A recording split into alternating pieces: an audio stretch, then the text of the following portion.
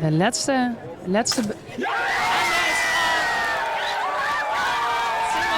en Born wint het OLS 22 in Nijl.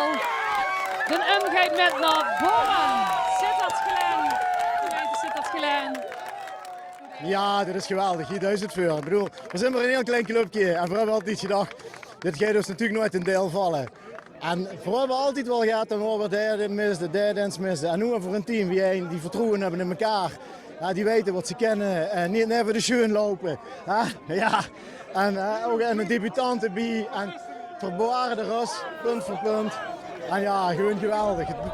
Het besef moet nog komen, maar de bleach-up is natuurlijk enorm.